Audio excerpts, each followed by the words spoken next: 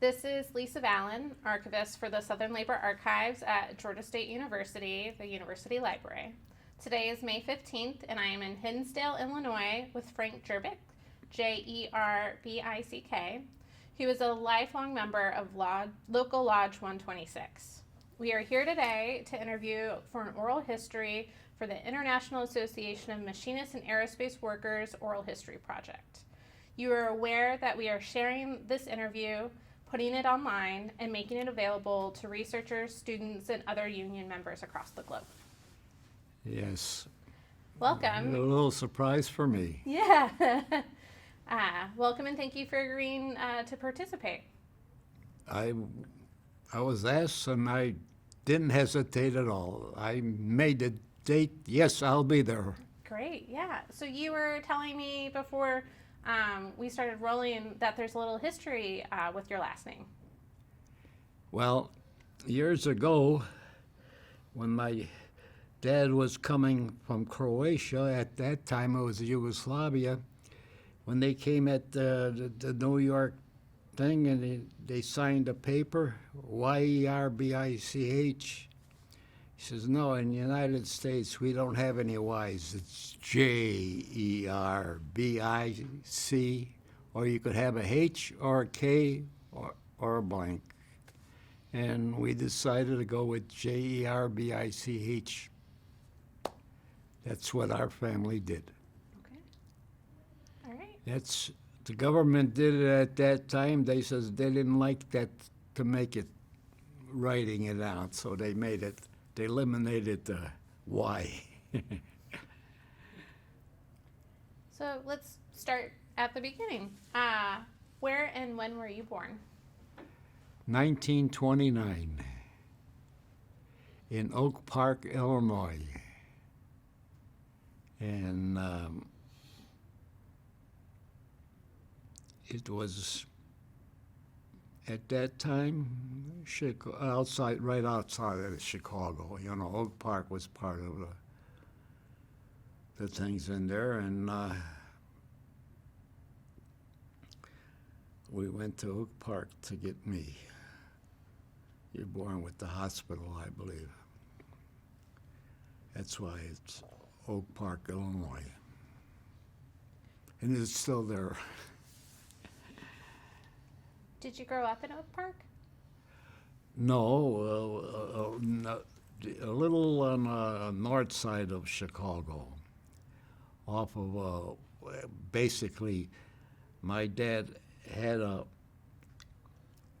butcher shop and a store at the industrial complex there. The railroad office was there on Pulaski Road and down on the north side, and that's where they grew up and made a living to get to where they started at that time. And then we moved back from the north side all the way down to the middle of Chicago. And what we did at that time, it was the Croatian community. And they had the Croatian church and the Croatian school and all that. So that's where the population grew up together, working together. And those are good history. Well, my dad was a butcher. His two brothers were butchers in Chicago. One worked for Wilson Meat, and the other one was for Former and Foster. Grew up making a living, doing their living what they are, butchers. So they grew up and it took care of the families. Then as you go along, I went to, in our Chicagoland area, we had regular four-year high schools in certain communities. But there again, you had 2-year schools because you couldn't go into the 4-year school unless you were real close. It's special. So I went to a small 2-year high school before I went to the major high school, which is Harrison Technical High School in Chicago. And 1947 was graduation day. And that's the first time I went looking for a job after I graduated, and I hit the Goss company, which was a half a mile away, walking, and they were a printing press. They made the newspaper printing press, Goss company. And I selected to go there because I didn't, at that time, the family didn't own a car in 1947. That's very difficult. And walking was excellent. It was there, and you had a good training program. And then I began taking another test for if you want to be a machinist. I says, okay, I'll take a test. She comes back, she says, you passed, Frank, so you could start being a machinist apprentice for the Goss company. So I decided to do it, and I enjoyed it. And I had a learning lesson. I took a pay cut. What do you mean? As an apprentice, you start out with 75 cents an hour. In 6 months, you get a raise all the way up. But you're working as 90 cents a mile thing, so you take a loss of pay. So that's how an apprentice gets a raise every 6 months. And they have to pass the test in every program that they go in. And I continued on until I was drafted in the United States Army in 1951. But I only had 3.5 years as apprentice program. And the United States government decided have a program. If you go into the United States military, you come and you could be where you left. Automatically, they have to rehire you. And that's what the Goss company did. And I finished up my apprenticeship program in the 6 months. I got certified by the United States government that I'm a journeyman machinist.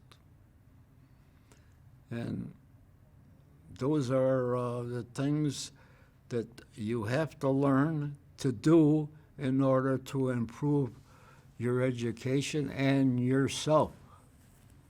And if you're looking for jobs, it's nice to have that certification from the United States government that you're a journeyman machinist, because you could work any place you want, the airlines or the factory or this.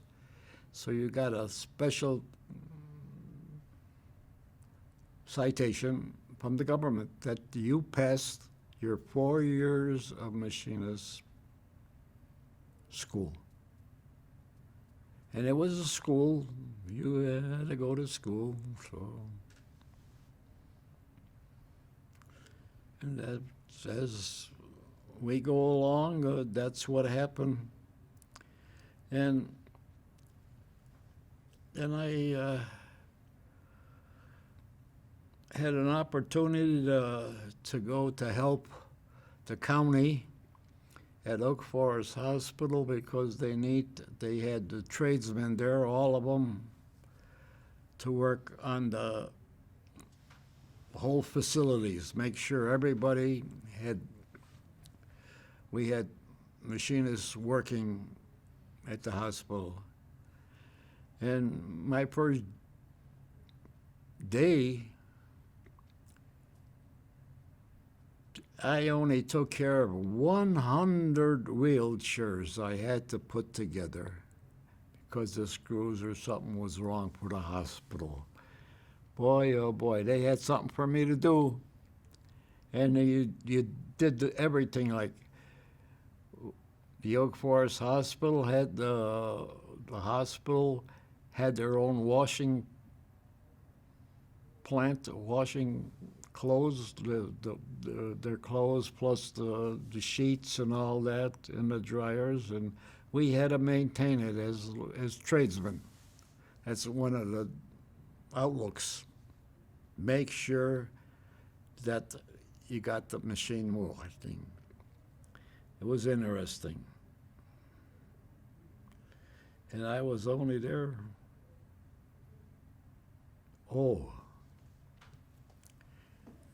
I was working on a special job with the rest of the tradesmen, and the big boss came. He says, Frank, this is Wednesday. This is your last day. You're leaving. I says, what? Yeah. And the other tradesman says, Frank, they talked to the boss. Frank's got to be here for 3 days to finish that job. Otherwise, we wouldn't be able to finish the job. So I worked for 3 days for them. After that, I went to different, through the union, Local 126. I worked with them, and they gave me assignments at jobs that were available that they needed help. And that's what I did. And it worked out real good. Then, there again, I hated lucky. There was a job for the city of Chicago with the police department. There was an opening for the machinist. I took it. And I'll never forget, it was a good job. I had good workers. I had electricians and machinists and laborers and everybody. We all worked together to make the job. My main goal was make sure my job, I make sure that that car is safe for a policeman or a policewoman to use. That was my job to do it, and I did $1,000 a month for many, many years. And when you have good tradesmen, all tradesmen working together, it makes it easy to do the job, and they catch, and somebody always has a good idea for you, and you give them a good idea, and they all work to come out to make a good day's work, make you enjoy what you're doing. And I enjoyed making the cars safe for everyone to use. And I'm there again. The city of Chicago at that time had an opening to let every worker that wants to retire to go to special schools. And they'll pay you. You won't lose money. You have to go downtown and listen to 3 days, 4 days why you should retire, or make a decision if you want to retire. And they started that program, and I hesitated. I says, after you go to that school and they explain everything, all the different obligations on your salaries and this and that, I made a decision to retire, and I retired in 1993. So I can't argue with that. But I was very active with the local, and I stayed very active with Local 126 after you retire, because I went helping the staff, and I was an officer also. And I enjoyed it. And time goes by, you don't realize how fast time goes by. Wow. You don't believe it. Yeah. I'm glad I'm here to talk to a good person from out of the state of Illinois to learn what Illinois is. And I hope she gets some good points from Local 126 employee. Okay. Well, Lisa, is that about? That was a great start. So I'm going to circle back to growing up.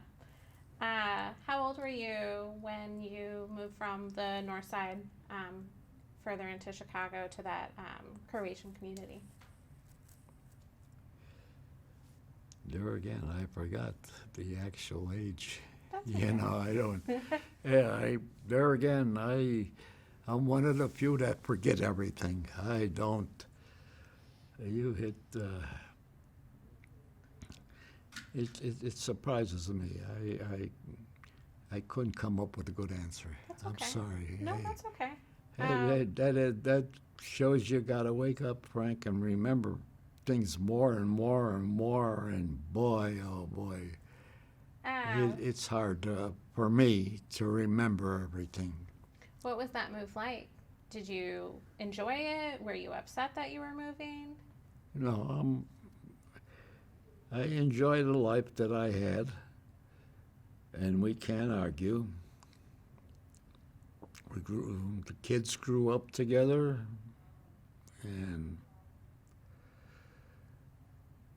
they learned. They selected their employees what they like to do. It's not. Since I was a machinist, I didn't say you don't have to be a machinist. The three boys say, okay, we'll find some other work to do. And I was very lucky. Chicago Police Department. Their grandpa was a policeman and died on the job. So they decided to be policemen. And they were on duty, and one became a lieutenant, and the other one was narcotics for 29 years. And K9 with the dogs. They loved the dogs. Oh, he loved the dogs. But that's training. You learn that the correct way to go. So basically, I don't think we had any outdoor things to worry about anymore. So you mentioned that their grandfather was a police officer who died on the job. Yeah. That wasn't your father, who was a butcher. The wife's grandpa, and he died early, but he died on duty special. He's listed on the special board in the police office. You know, and I guess they went there to see him, and they looked at them. They said, we'll be policemen. Maybe that's what they selected, because I didn't recommend anything that you like to do. I says, hey, you select it because you have to enjoy your life by doing what you like to do. And that's the name of the game. Enjoy what you're doing, and you'll continue going up the ladder. Did your father enjoy what he did, being a butcher? Yeah, he passed away, and he passed away young. How did that affect your childhood? No,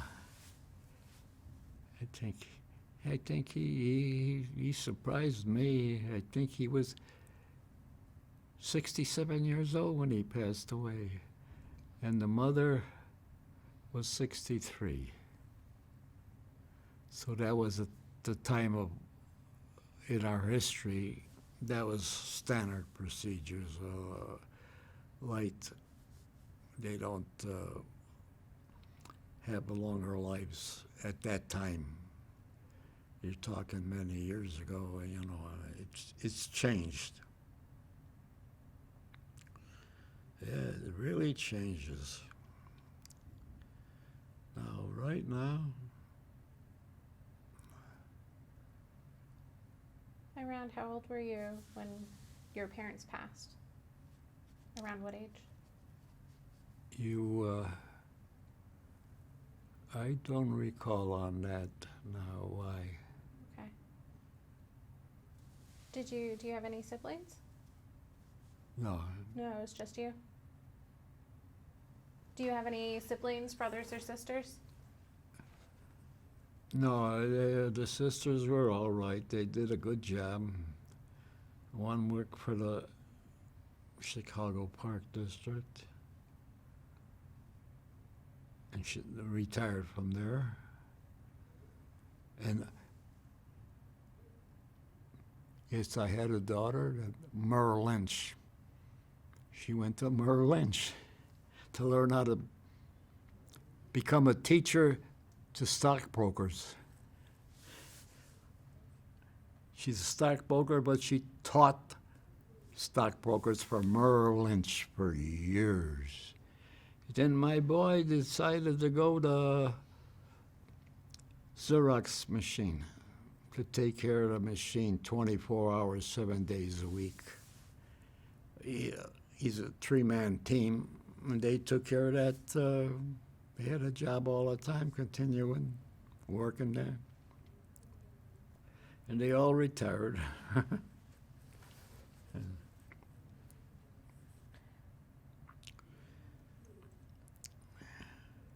What was it like growing up in Chicago during the Great Depression and World War II? Yeah, I was in the United States Army in 1951, then I went to 10 months to Germany. What was And that like? I was in 10 months in Germany in 1952. Then, while I was in Germany,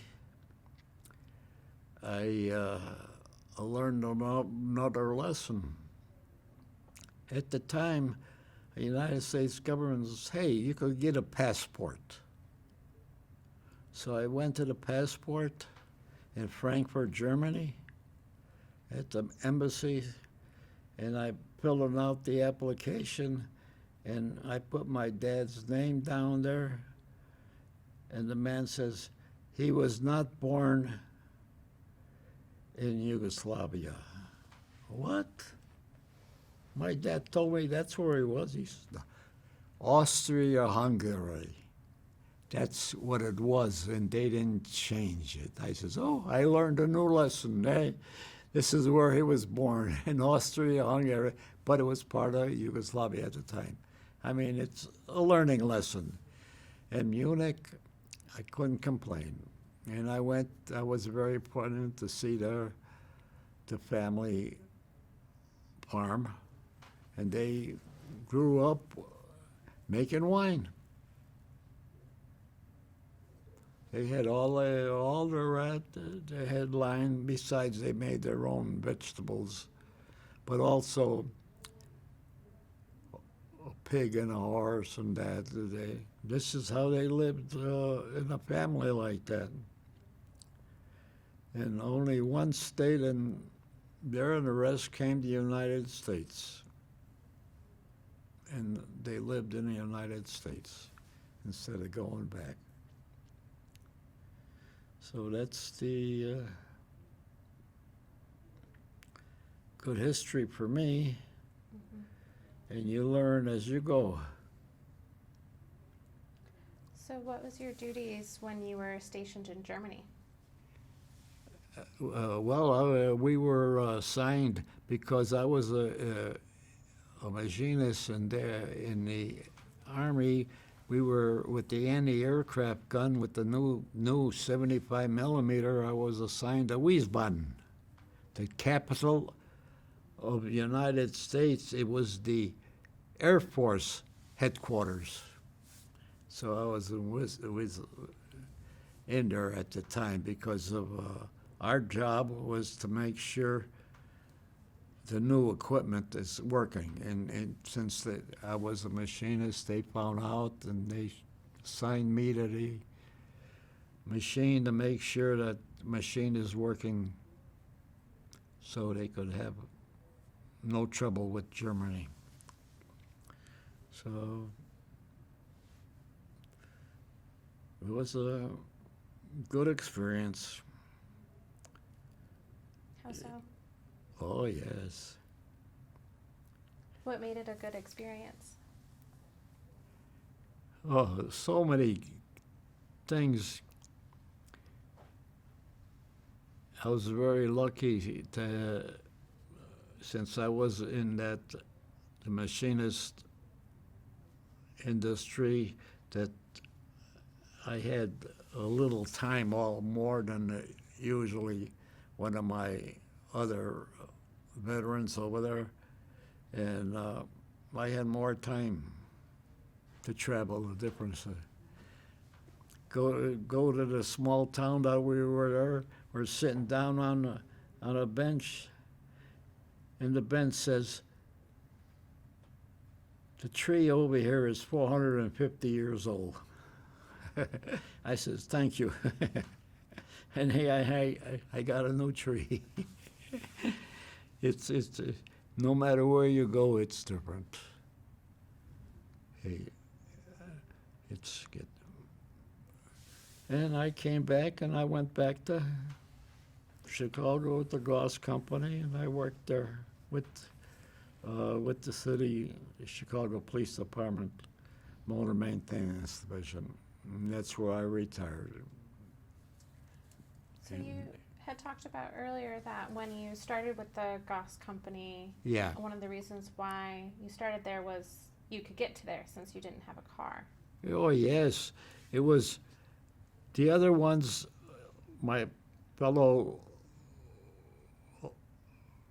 schoolmates, they says, "Frank, I'm going to go, the Goss got a machinist program." So about 6 of them all signed up. Well, my dad worked there because he was a laborer. And I says, "Hey, right now I don't know what I want to do." So I started there. Then I took a test. I passed the test to be a machinist, so I decided to be the machinist. How did And- your father transfer from being a butcher to a laborer at the Goss company? Yeah. No, we were all in Goss Company. Mm-hmm. My dad worked for Goss Company. Why did he start working for Goss instead of? Oh, I don't know, a little Okay. earlier. Then my mother worked for Goss Company because of the 1941 war. They were looking for workers, and they asked my mother to work at the Goss Company because they couldn't get some laborers there. But she worked during the wartime at the factory for a year or two. That's how companies did. You have to have people to work. And if they're going to the services, you got to get people to work. no matter where you go, you got to have somebody working. And if you haven't got somebody working, oh, you go backwards. You'll find a way to get forward somehow. I don't know how. And that's experience that you didn't believe. You know, it when you can't at that time, it was very difficult for a lot of families to have cars. Very difficult in the 40s, 47, 48, 49, 50. I don't know. Oh, I got my driver's license in the Army, not in Chicago, because I didn't have a car or anything else. So, but in the Army, I learned that he says, "Oh, you're going to be learn how to drive. Here it is," and you get a driver's license. So that's where I got my driver's license in Germany. It didn't make any difference, but that's where you learned.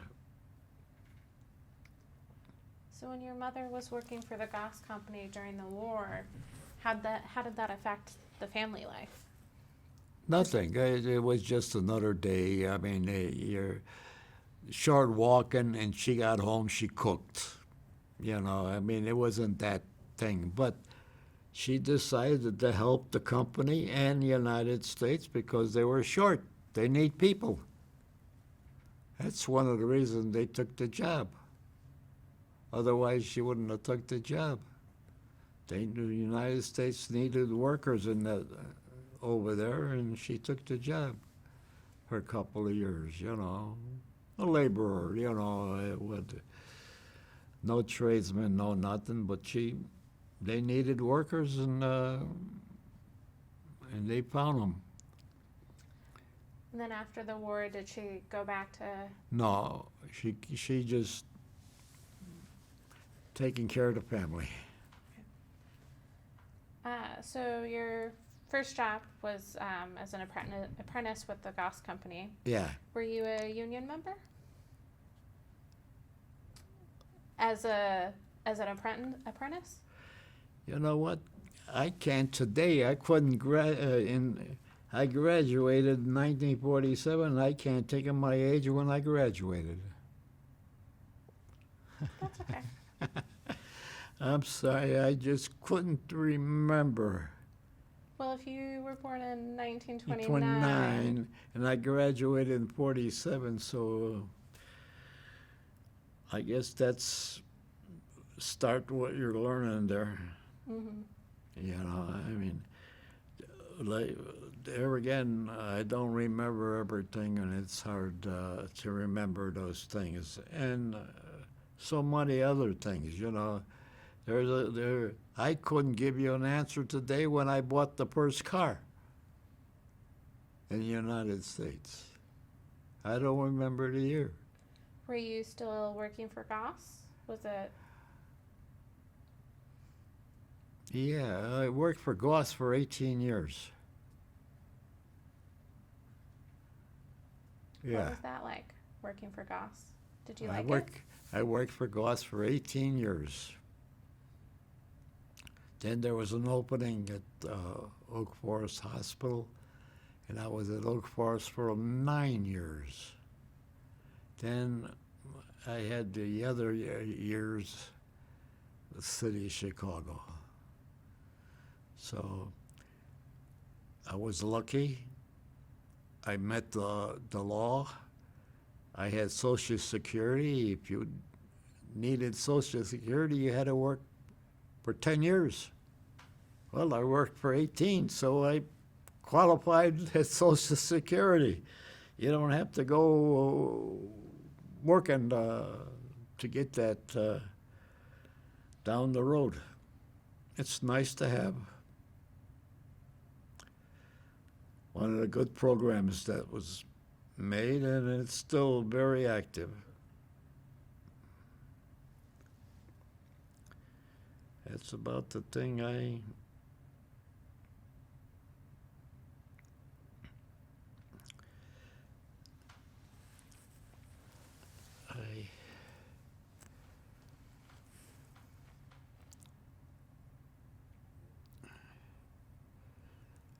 I enjoyed doing it, and it must have been all right because I finished retiring from it, the same field.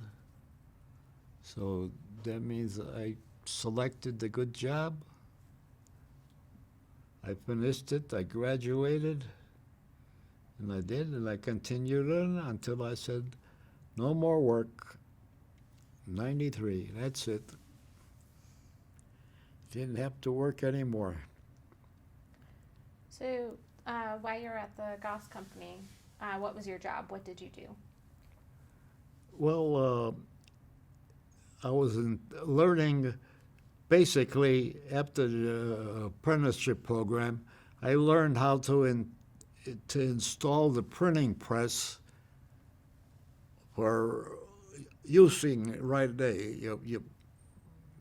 In other words, we took it, the small thing, put it together at the factory in South Carolina and in downtown Wall Street Journal and other places where you put the machine together, make sure it's working, and then after it's working, you tell the people, okay, you could use the printing press. The newspaper presses, that's how. The main thing, you learned how to do that, and you gave them that, built that, you had to put it together, so they needed the machinist that knew Goss, how to put the machine together, and that's what they did. I only spent 10 months putting one of the presses together, and about 6 months on another one, and that. Then I hit another job where I didn't have to go traveling anymore. What job was that? Oh, at the Chicago Police Department, Motor Maintenance Division. They needed somebody there, and I had the prevailing rate. And I had the prevailing rate. I didn't have to travel. I didn't get any bonus per day or that. And that's why I decided to stay with,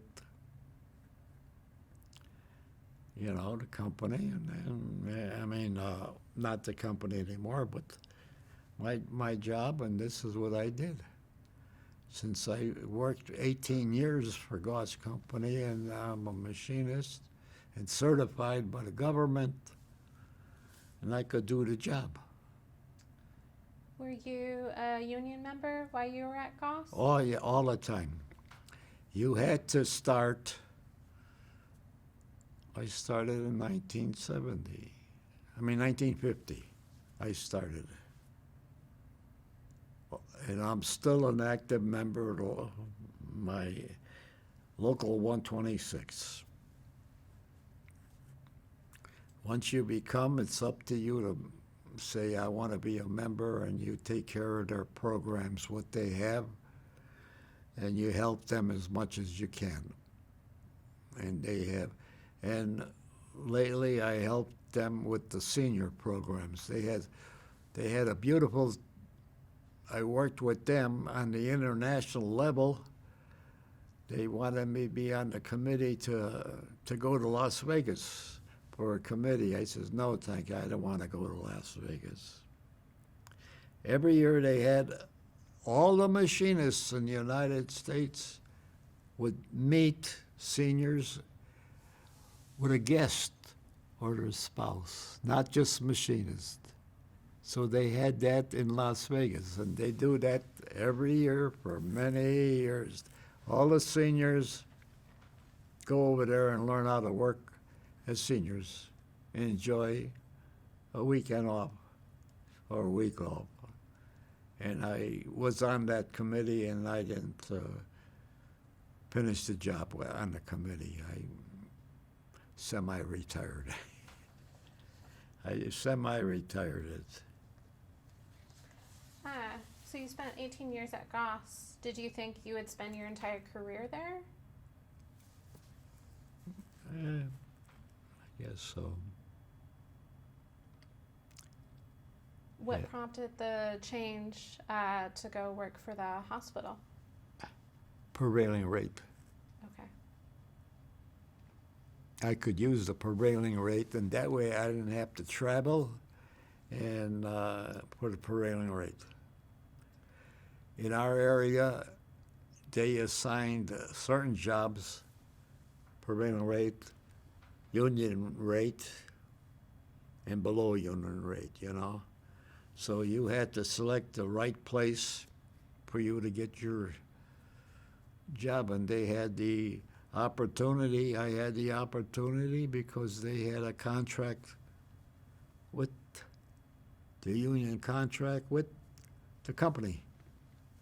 And that's why I took the prevailing rate. When you're raising the kids, you needed the money, and that way I didn't have to travel, be away from the kids. Because I did that for 10 months one time, to 6 months the other time, you know. It takes that long to put a press up.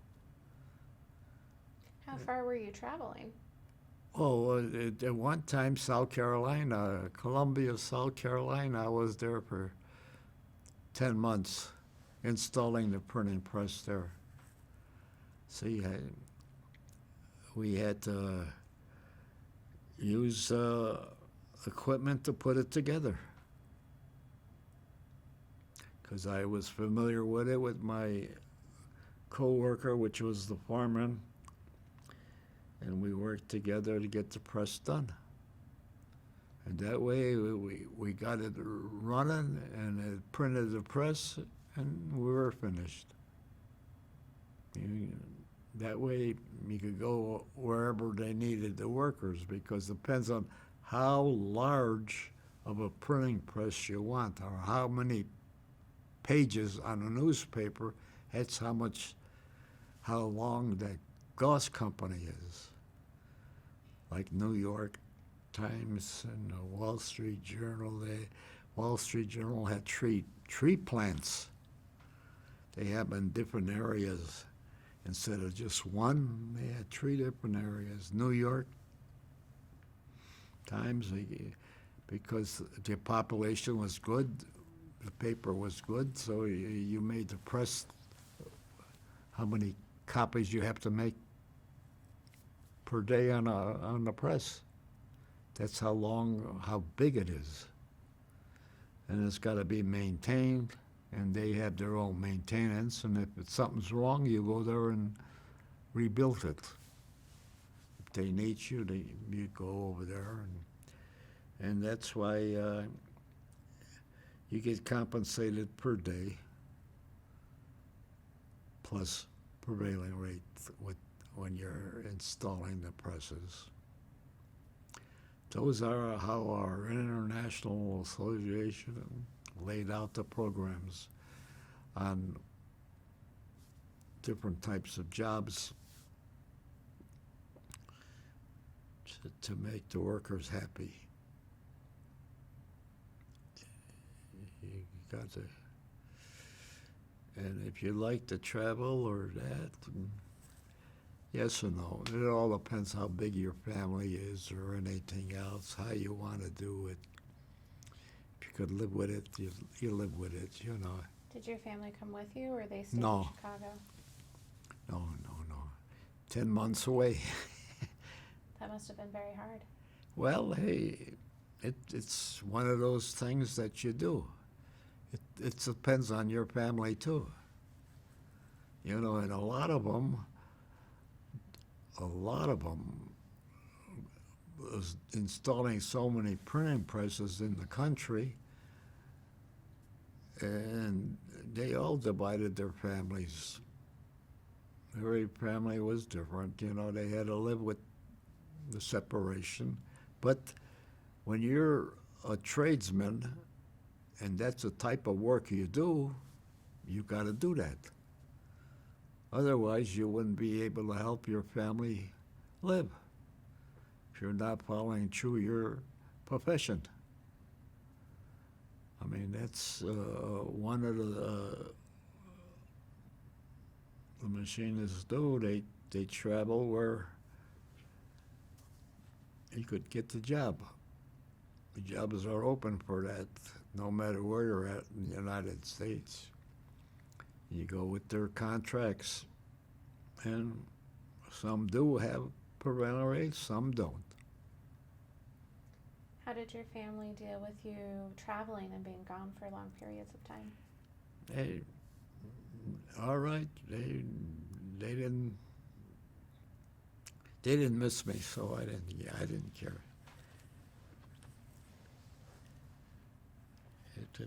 It turned out all right.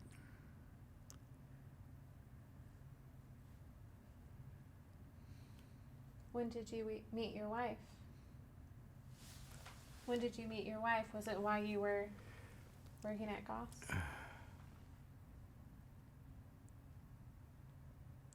1956. And how did she feel about you traveling? Oh yeah, but here's another thing. My first wife died in '78, and my second one was in 1956. So that's what happened.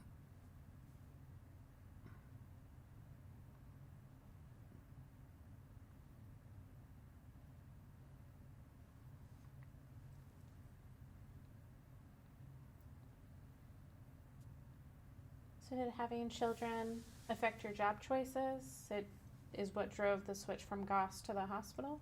No, No? we just everything worked out good. We had a good system and good things and everything over the years. We didn't have too much. They all worked together.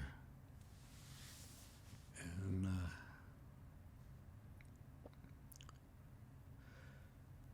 well, they were learning. They had to go to school and take the jobs what they liked, and they were doing it. And I can't complain with that. Okay, you're doing great. So who was your first union connection? The first person you knew who was involved in a union? Was it when you were a child or when you were starting to work for Goss?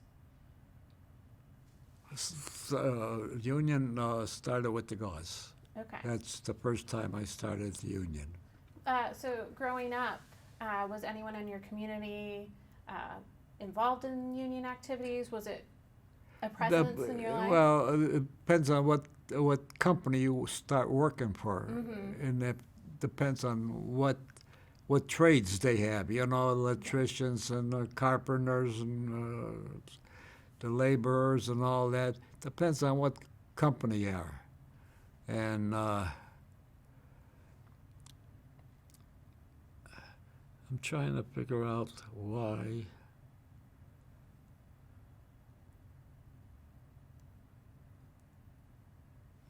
I don't know exactly why I started with Goss, to be truthful, because then I found, because of the closest walking. I didn't have a car, the family didn't have a car, and it was easy over there, and there was a job. And I went there. And it happened to be Local 50 at the time. Because Local 50 had three other locals, 49, 48, 50 in the district. Local 126 was by itself. And that's why I went with Local 50. That's the office. And like I said, I only learned there was only 1,000+ machinists working for this company, besides other workers. And that's how big the company was to make their business. And at that time, they're learning how to make the presses because everybody wants a newspaper. And the only way to make a newspaper is through a Goss company.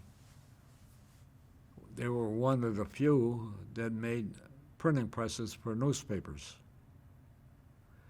Other ones made magazine presses because they used a different type of ink than the Goss company. And that's why I stayed there for 18 years. And I was going to continue on, but someone personally knew me, and he says, I got a place on your vacation. You're in August. I'll let you go there and you look at it and see if you want the job. And that's what I did. He introduced me to the Oak Forest Hospital, and I liked the job, and I stayed. I changed. Otherwise, I would have still been with Goss. The opportunity was good, and I took advantage of it. Yes. At Goss, you mentioned there was the 1,000+ machinists who were working there. Were Yeah. they all union members? Oh, yeah. Oh, yes. You have to, most of them had to be union members. I mean, it's not like you hear today. No, you had to, almost everybody had to be a union member, you know. I mean, they're all, everybody. Everyone was a union member. Did you all socialize with each other, or you were working and going home? Hey, I don't. I'm glad I'm here with that much years service. I mean, you don't know. It must have been pretty good to put in 70 years in the union. Mm-hmm. You must have been doing something right. Like the same thing. But there again, I had activities because I was a veteran. I started with the American Legion and started American Legion programs with children and youth and other things that gave you things to do instead of no work to do. Activities, they gave me activities to do to help other people. And since I became a veteran, I became a American Legion, and they had programs that I liked to help the children. I start doing that. Gives me activities besides doing nothing. You know, it helped me over the years. So when you became involved in the union as a member, as a machinist at Goss, how active were you? Well, I attended the meetings and whatever other programs they had, I was there. I mean, in order for you to be an active member, you should, once a month, you go to the union meeting and get the facts of life. What the union is about, what they're there to help you, and new things to make the job safe. And make the job safe is what the union started. Believe it, especially, I remember the first thing you learned, they say, okay, you're going to be working here. You have to have these special shoes on with the metal fronts there. So if anything drops, they go on the shoe. You got to have them. If you're working in that department, you got to get those shoes. Then you had to get special glasses if you work on a special thing on, if you're using a lot of ink and all, you got to have special glasses there. That's a requirement. And the same thing with a special hat. If you're going to have something's going to fall on your head, you got to have a hat on. The union made sure you have the safety so you don't get hurt. That's what the union is. They find out the safety for the worker for you to have the job. Were there a lot of accidents Well, yeah, on the job? yeah, yeah. That was part of the thing. They made sure made sure you get a good price, so it doesn't cost you that much. But the idea, they're there to help you make sure you're safe on a job. You know, that's what the industries is they have to find a way to make the workers safe. And today there's so much new stuff. It's too fast and too slow. Well, I was pretty lucky. I didn't have any serious accidents over the years. Nothing serious. So I was pretty good. Did you know people who had serious accidents? No. No? Um,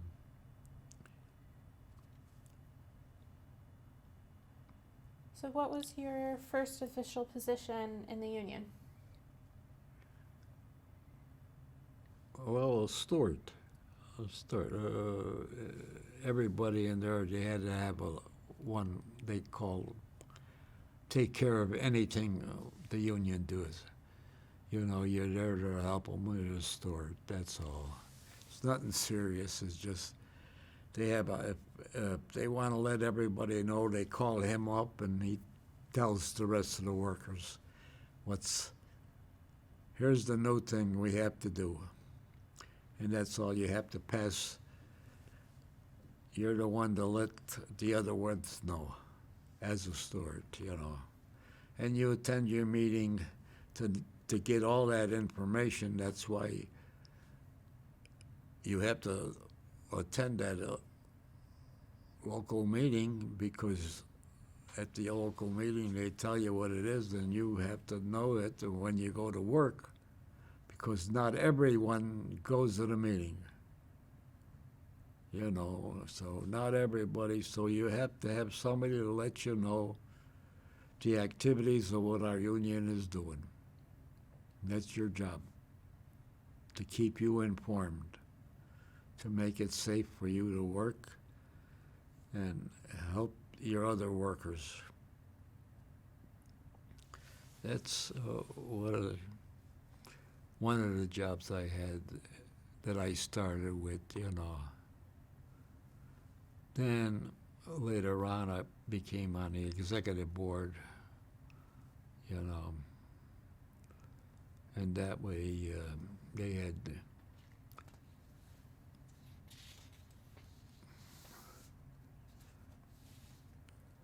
I was there for many years, and then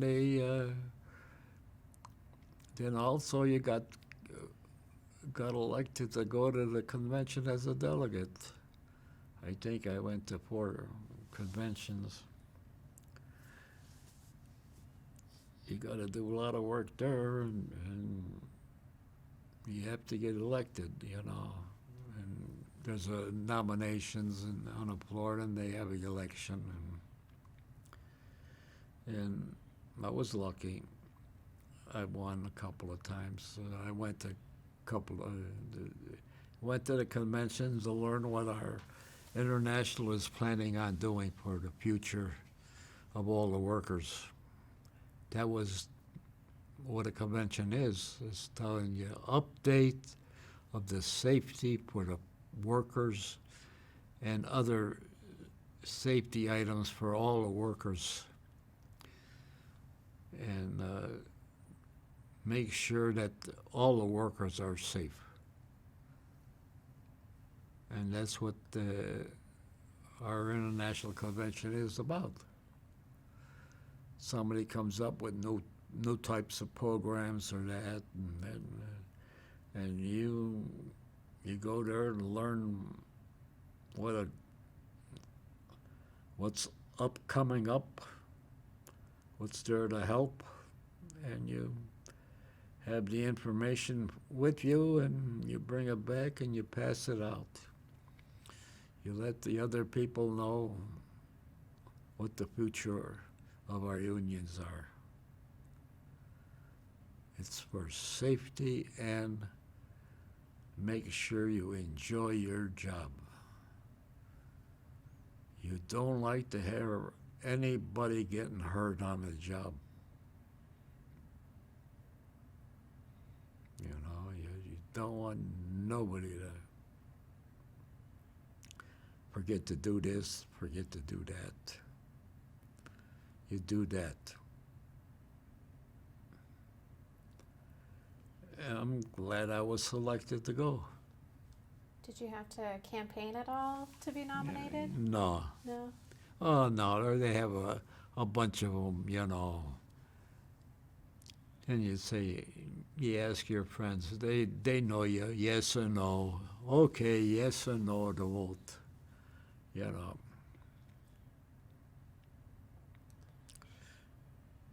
What was going to the convention like? Pardon me? What was the convention like? What was your experience? Oh, hey. How many people there and how many, it's entirely for the first time to go to a big organization and see what, wow, I mean, it is. And then sometimes you get selected on a special committee, sometimes you don't, you know, it all. That's another thing, you know. What they have classes during the convention. You go and learn this class, that class. It all depends on the. Our group says, "Hey, we need somebody in that class, that class." They assign them, and they pick. And I can't recall how many special classes I went to. I don't know. It's a thing. Those are there for everyone. And it helps the people see a new city. From your city, you go there, and boy, oh boy.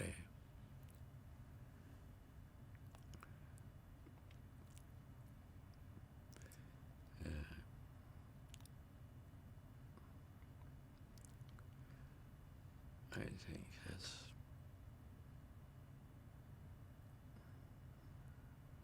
Were there periods in your life where there was a lot of union responsibility or a lot of activities?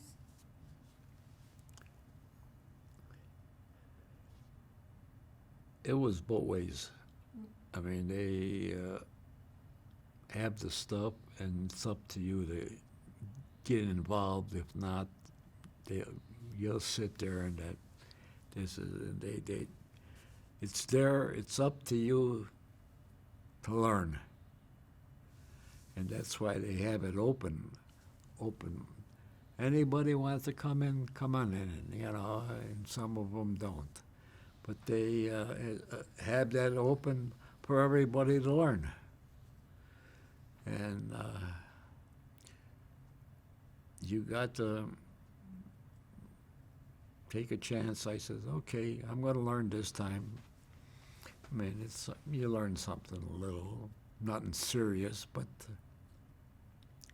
you never know until you go.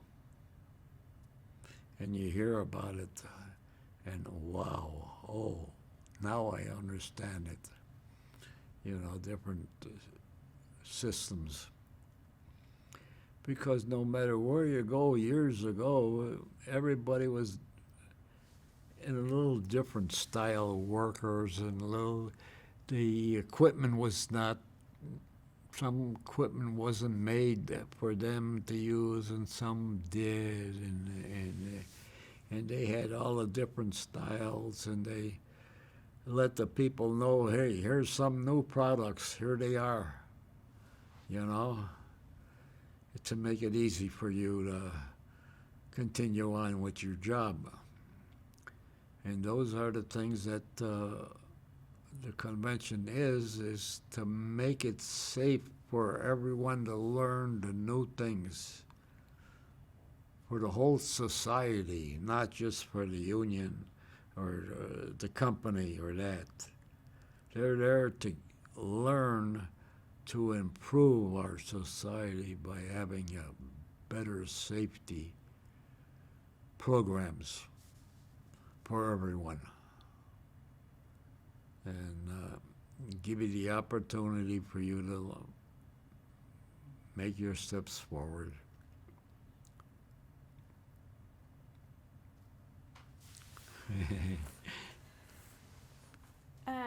Were you ever active in community or political groups while you were a member of the union? Oh yeah, I was very active in the community activities, basically on a paternalism society. We were very, and I was active with I started active with the American Legion, so I was active that way in the communities, because at the time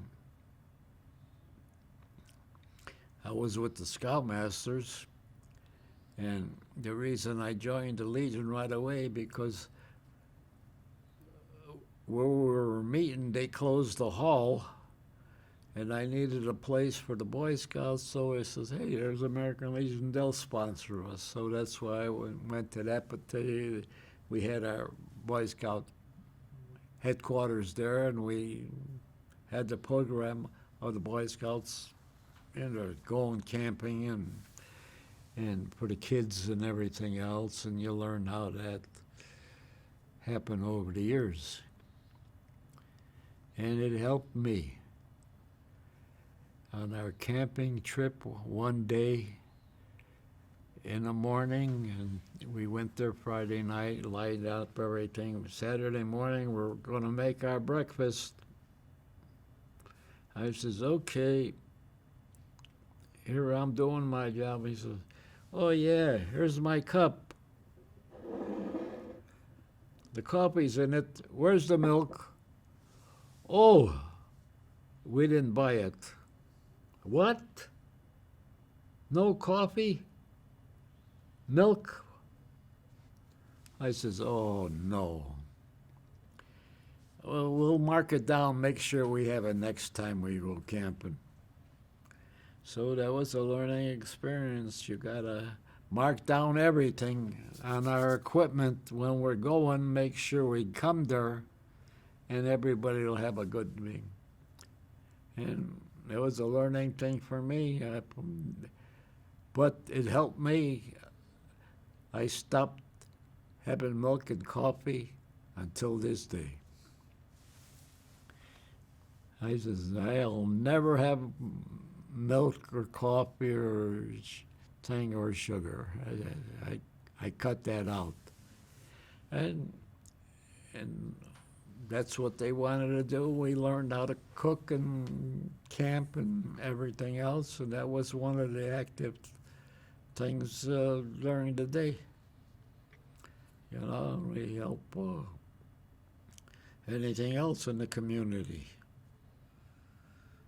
You know, and we help the union with fundraisers for the kids.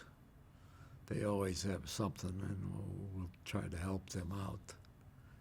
No matter where you're at, you got to help each other and come up with good programs. And yes, yeah, well, that's why the Girl Scouts today had the best cookies there ever was, and they're always selling cookies until this day. They found a good way, and they made cookies different. Every time it was a different thing. And there again, you had a bunch of young kids and families that went out and made the profit for the things to do with the money. And you got to have workers. If you don't have them, you can't improve the program. You know, that's one of the ways they learn how to make sure you have provide the right type of equipment that you need. You have to have a fundraiser, and you have to have them to help you. And that's the name of the game. You need help, you got to work with them. If you don't have help, they're not going to help you. And that's why we have good unions, because you had a lot of individuals that were willing to help and go out of the way. Real easy with our union. If they got something, you could see that today. What they got, how many different programs they got, and how much they go out, and how many members enjoy doing the new things in our country. That's all over, not just one small local or that, you know. And there again, you heard that today. There's not too many union workers today. They seemed a lot of factories eliminated them. They didn't like to work with contracts. They didn't want to do this, and that's why today's population of unions are so low. It's not that you're bad, but the companies that you're working for don't want unions to make contracts and do these things, do this thing. So they eliminate the unions. So that's why the union population is down so much. It isn't necessary, but yes and no. Certain places have good workers, some people don't. And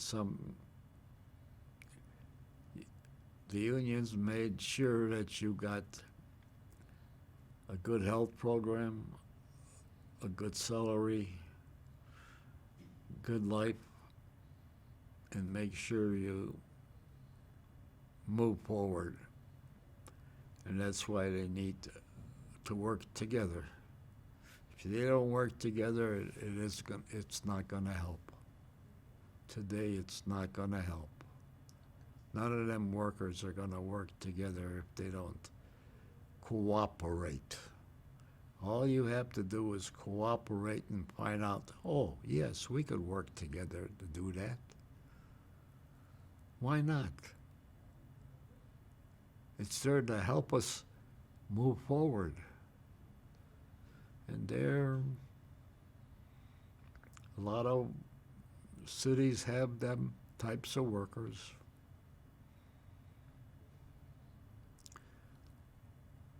You know, we're one of the few in the city in the United States that the city of Chicago has. If you had to work in the city jobs and all that, it was a union job. That's the city of Chicago. It was a standard procedure. You couldn't, no matter what trade you are, the electricians, the plumbers, washers, that kind of thing. In the city, you have to be part of the union. That's one of the things today is still in Chicago. It's only one of the few. How did you get your city job? You were working for the police department. You moved from the hospital to the police department. How did you get that job? there was an opening and I applied. Okay. I qualified. Mm-hmm. There was an opening in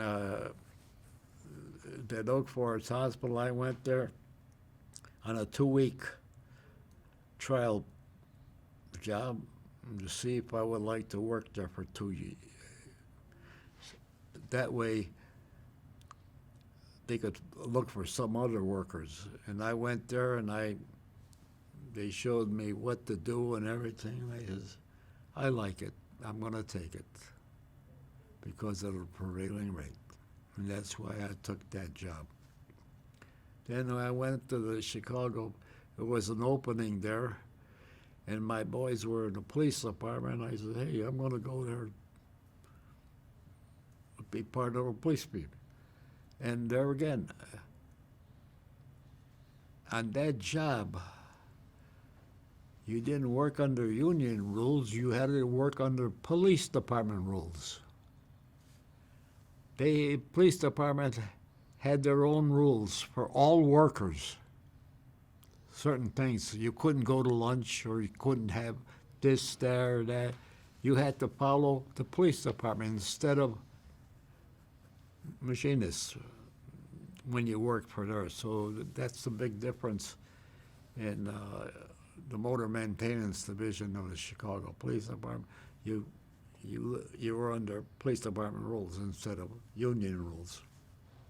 And the It's union was okay with that? in the city of Chicago. You know, that's part of the rules. The union was okay with you being under? Oh yeah. You just follow the rules, and if there's something wrong, they catch you and say, hey, you did it wrong. You know, they'll stop it. But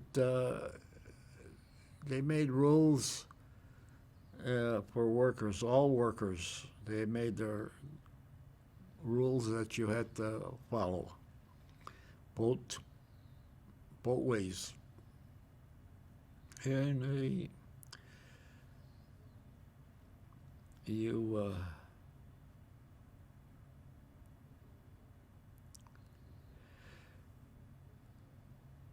like the city did this on city workers. Like we had 6 locations.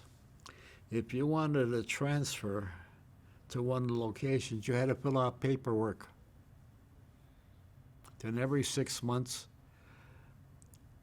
when the application, and then they look it up and see if there's an opening. You got the application, you get transferred automatically.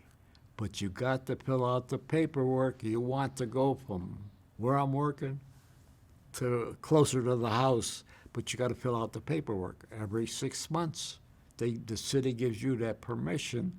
If there's an opening, you fill out the application, you get transferred. Make it easy. Did you do that?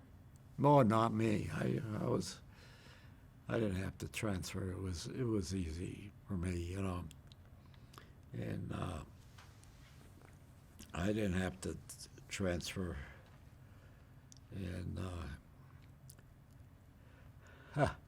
over the years, the city decided to make a couple of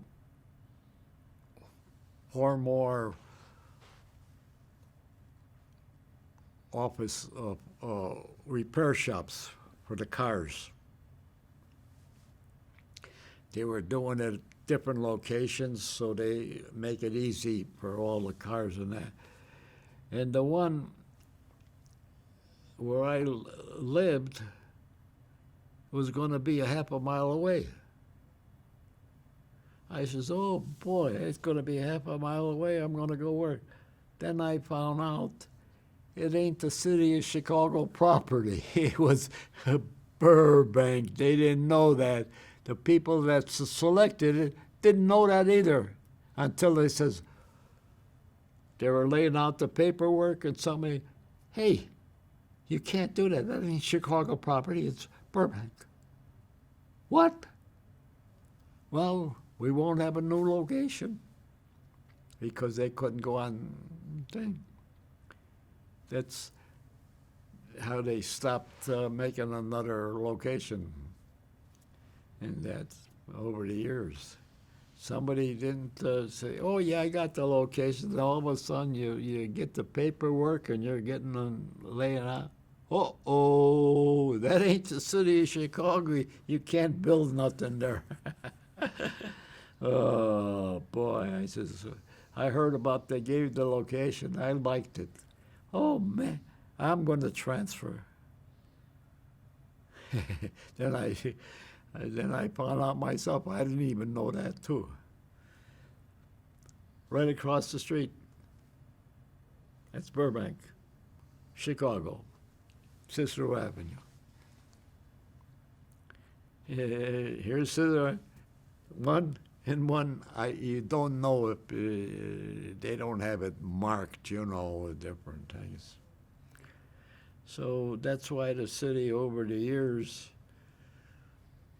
they were trying to make it easy for the workers and close and design, and they found out that you can't build it in certain locations anymore, so they stopped saving money and just stuck with the old stuff. Yeah.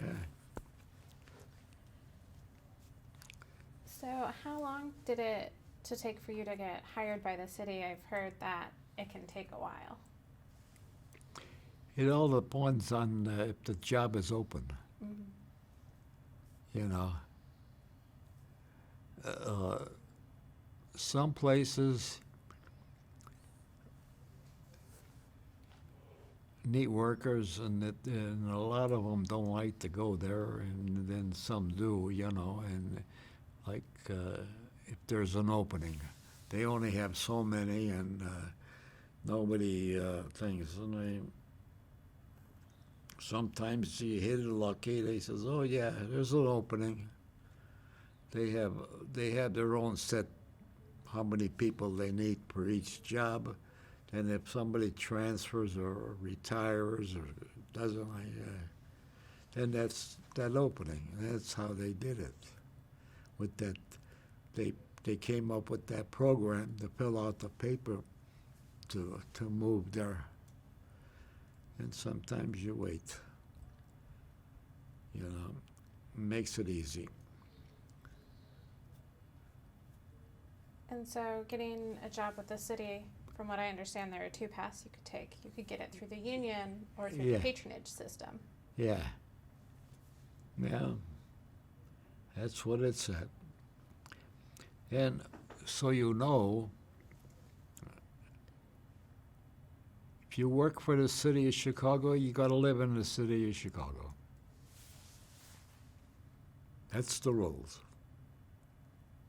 Every job of the city, you have to live in the city if you're working for the city of Chicago.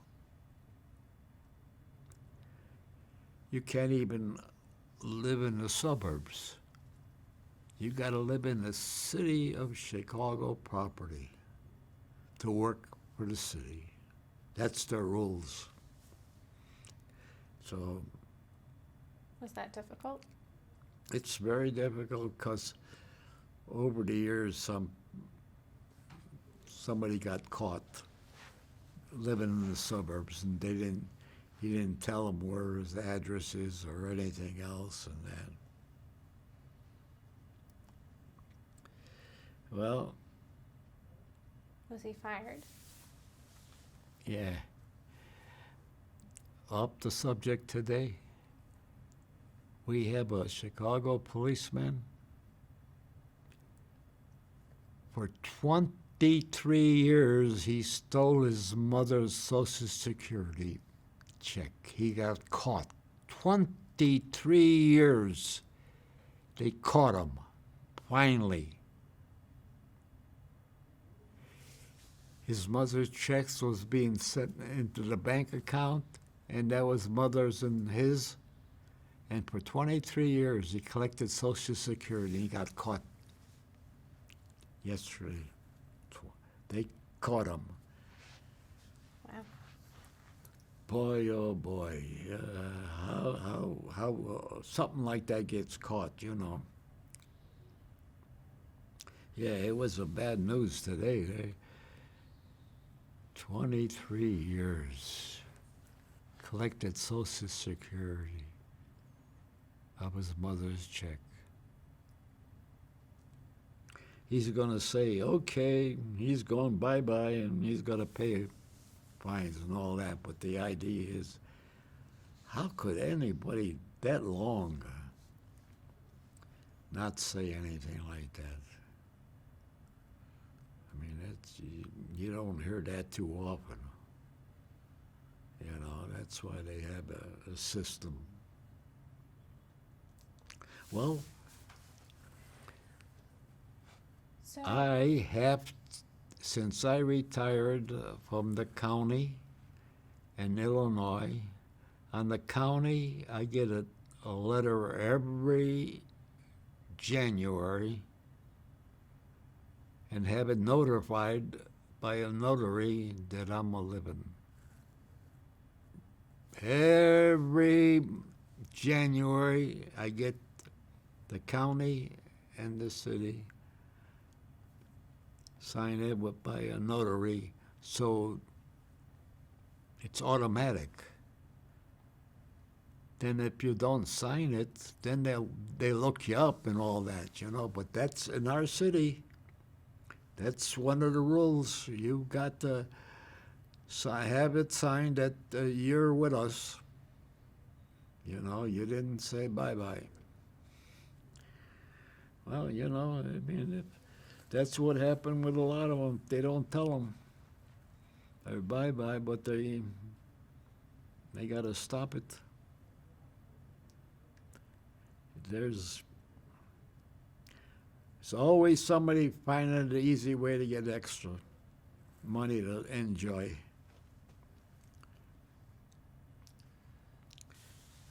so was the union in your industry ever affected by national issues? Yeah. Yeah. Yeah. That's it. Yeah.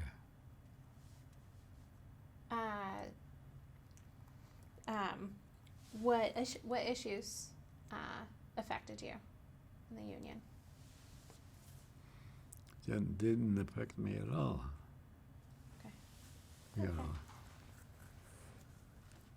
What was the most frustrating part of your work with the union? You get that all the time. Somebody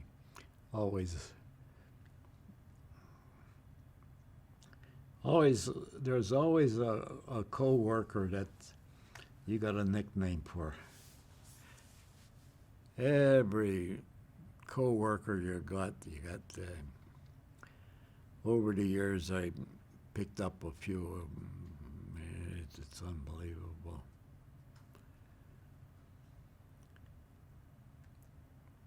What was the most satisfying part of working with the union? No, I don't know. Right now, I can't recall.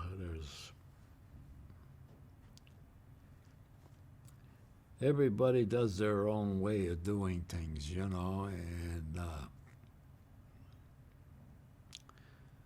not everybody follows true, you know. Yeah, so you were starting to talk about Tom Fall. What was it like working with him? Well, he was our leader, and I was his executive board over the years. You know, I know his brother was a machinist too, and we knew real nice. And there again, our unions had other activities where they would get together, like golf, bowling. We would have that, and they form it, and it's on their own time they'll get together and enjoy visiting with each other, you know, instead of on the job. And when you have a good leader, you enjoy the day. There's no doubt about it. I mean, I could remember over the years, no matter what it is, we had good good conversations on all the work that we had or something. It came up easy, and when you have somebody, one of the reasons you have somebody that comes up with answers for everybody. Some of them don't come up with any answers, but Brother Tom always came up with good answers for everybody to understand what they don't understand, the questions that he has the question, okay, now what else you want to know? Here's the answers. He tells them and he wants to know because the individual wanted to know on Pacific job or something like that over the years. It's nice to have good leadership. It makes you feel good, and he treats everybody equally and makes sure they all enjoy the job like they're supposed to be doing. There ain't no big flaws.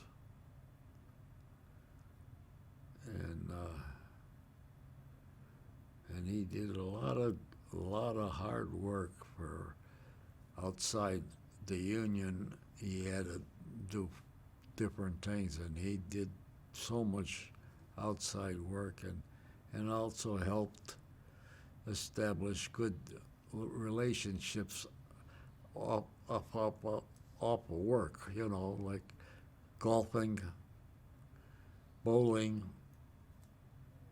I mean, he had enough workers to accomplish that and set it up, and that was the good thing. Everybody enjoyed doing it, and when you got a good leader, you know the meeting is real good. It's to the point, and there is no hardly any questions on the reports, because he wanted to make sure everybody understands what's happening, because there's certain things in the department that usually happens.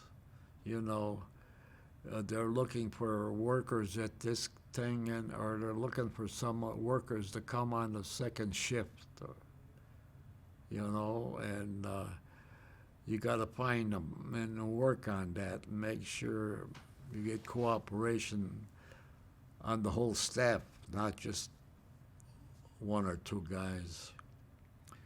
And when you have a leader, it's easy to find, because that happens all the time. Sometimes the crew that they're not working too good, and they all of a sudden you find out, you tell the boss, and they exchange. You go over here, you work here now, and you go over here, and their team works better. The team works better to get the job done.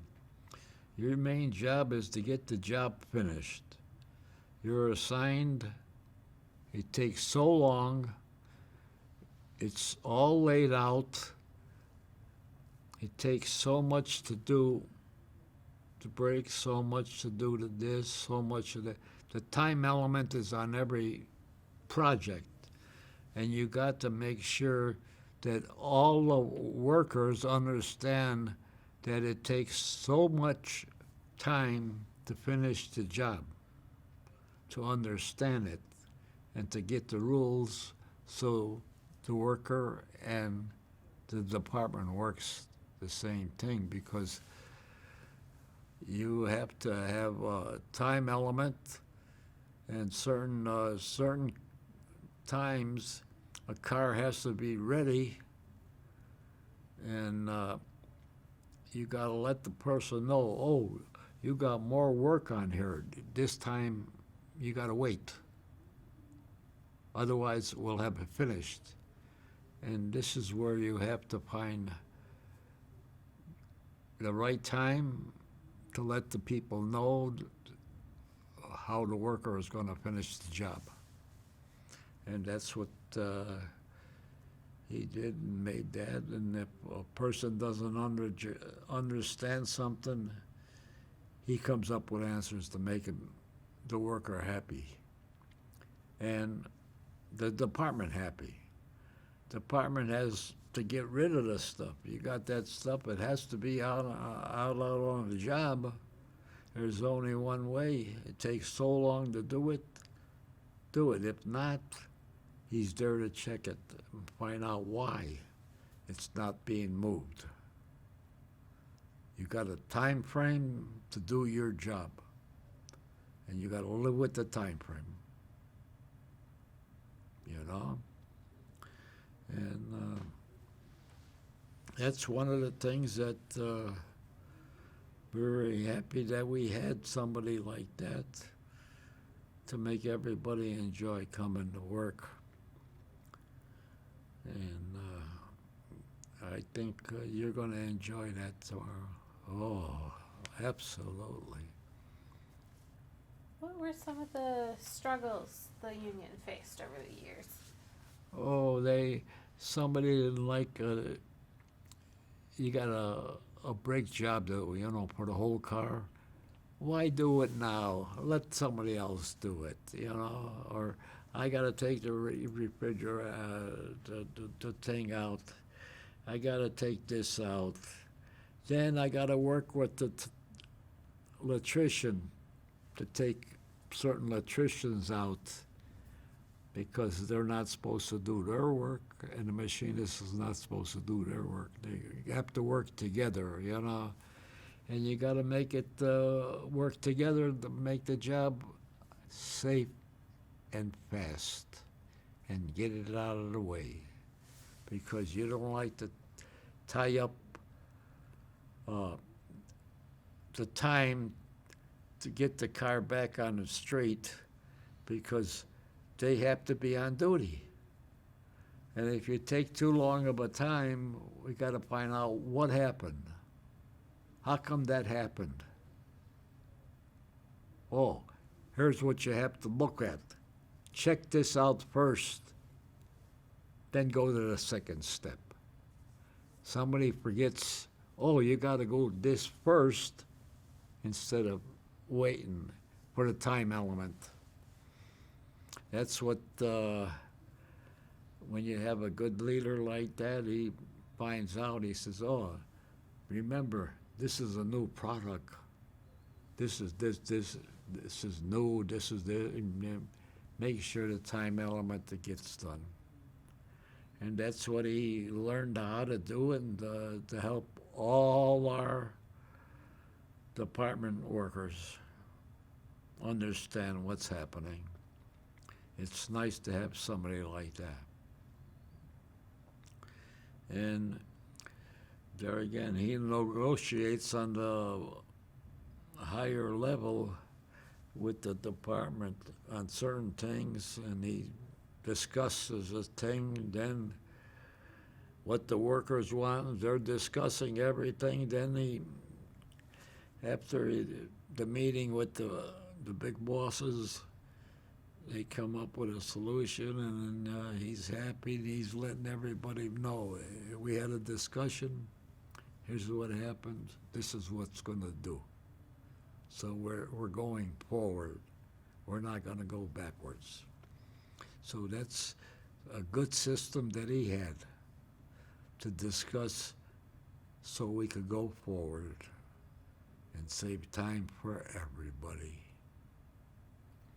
Was there ever a time when there was difficulty trying to go forward, that the city or the company didn't want to do that? Well, sometimes it happens on certain product that you needed. You don't have it in stock. You got to wait until you order it and bring it in stock, you know. I mean, you don't know certain products. You order a lot of them because you know automatically they're not working good. So you got to get the right product so you don't lose time. If you got bad problems, then you know you got to have order extra. Because if you're putting one of the bad ones in there and you find another bad one, you got another one to put it in there. You could do that. I mean, it catches on time. It depends on the supply of the company that brings that there, or your workers from a different division brings it in there. You got to make sure you get the right products, and you got to work that way and make it time consuming, make it easy, and where you don't waste your time working, spending time doing this and that, and you're not accomplishing nothing. Not accomplishing nothing. It's very difficult to do those things today because every worker works differently. And there again, if you're on the job for the first time, you got to know what kind of tools you need to bring them up, because not everybody knows. If you're a new guy, you need certain tools. You got to make sure you get the tools. Do you have to buy the tools yourself, or are they Yeah. provided? Basically, yes. That's why you got a set of tools. You got a big container with all your tools in there so you could do everything. That's why you got a big toolbox. You know, that's part of your job. You got to have the tools for a complete job. Do everything with the tools that you got. And you got a big toolbox, and you make sure you get them. And sometimes when you, over the years, you get a new car coming in, well, there again, you got to get a different product right away because and years ago, we were getting European cars on some of the stuff inside, but it was not a different method. You had to get a tool because it's a different size tool instead of a normal tool, a metric tool or a thing. So the European tools, you had to know it's a special tool. You had to get a special tool to take care of foreign products, especially on the screws. They put them in a car, and that's one of the things you had to learn, find out, this is it's not a standard problem, it's a metric problem, so we got to get a tool right away for that type of thing. And that's what the society was doing as they go, because it's industry. They're building this and that, and they like that product, you know. Those things they'll find out. I think that's why you have to make sure you got the tools to get the job done in the correct time. Okay. So while you were with the union or on the exec board, did you ever attend or organize any rallies or strikes or any activities like that? No, No? not that I know of. No, we worked pretty good together. Yeah, we had. Well, first thing you learn is, hey, starting time is this time, make sure you're here on starting time. Then you got to stop a few people that are always late. Listen, you're not going to get paid for being late. Stop it. I'm going to tell you that. So the next time you're going to lose your money. Don't play games with me. You know, that's what he would tell you. Some say, oh, didn't I tell you I'm going to be late? Not a whole week at a time. There ain't no reason for you to be late for the whole time. That way you don't have to work for them times that you're not there. You got to tell them, hey, your job is start at this time and you go home at this time. You got to live by that. Those are the rules you got to learn. Starts at that time, I'm going to be there at that time. Then a lot of people didn't like to go on another shift either. That's the bad thing.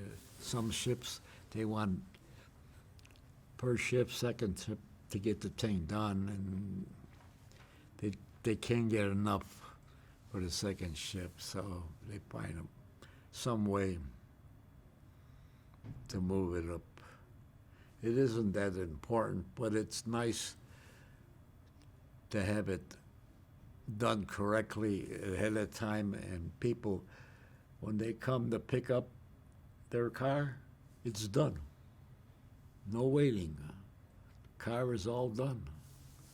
You could do that. A car comes in at a certain time, they know how long it's going to be tied in, and they says, okay, pick it up on this date, that day. They let them know. On certain jobs, it takes more than a day to do. And they know when to tell the people that the car is going to be not in use. That's one of the things that it has to be worked together so everybody understands that. Where they say, hey, look at the car, wasn't. What was the guy doing? Where is he? Well, it took so long to get the stuff, and that's why it takes so long to get it done. You have to try to make it easy. Yeah, I think so.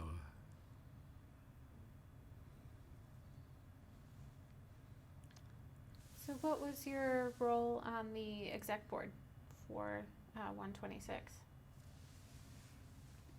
Yeah, hey, whatever they came up with, you have to listen and come up with your answers. You know, I mean, sometimes you could help with your answers.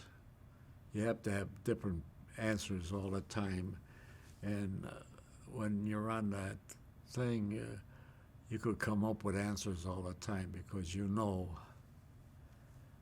what to do. You're above normal on certain products and certain ways of doing things. You're ahead of the normal procedure.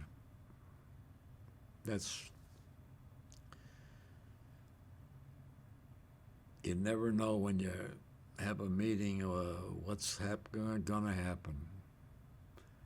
You got to have good solutions, good answers, and it takes time to go over the program to make sure it's understandable, safety, and everybody enjoys the answers on that one.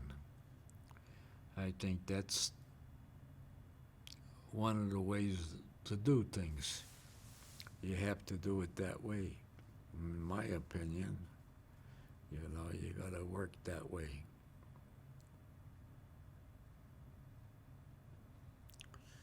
Yeah. Oh boy. Yeah. I wanted to follow up with you about your work history. So, you worked for Oak Forest Hospital from 1965 to 1970. Yeah, yeah. Do you remember why you stopped working for them? Yeah, there was another job available. Oh no, I know that's Oak Forest Hospital. Mm-hmm. I was basically I was at that time, at that particular year, the administration of the hospital were a political party, and I was of the opposite political party, and they says you have to go. The party you had to belong to their party, and at that time they came and the party had somebody to take my job, and I had to go because I was not the same party. That must have been hard. Yeah, I'm not gonna say, and I had to leave at that time. It changed today. They got that. They had it years ago. That's the way it used to be. You had to belong to the boss of the big party in order to be working there. And at that time, I was working there, and they says, "Uh-oh, you're not with us, so you're gonna leave."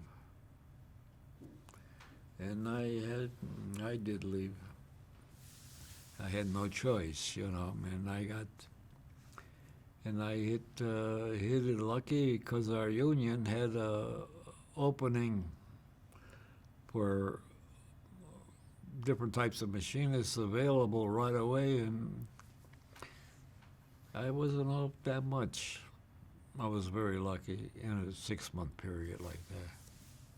That's how it worked out. Yeah, so I have from 1970 to 1972, you worked some odd jobs through union connections. Do you remember any of those jobs? What that time period was like? Well, there was too many of them. Too many of them. I worked all different ones, and some I did not work a complete week or day, not a full day. It depends on the type of a job it was thing, and it was up and down. And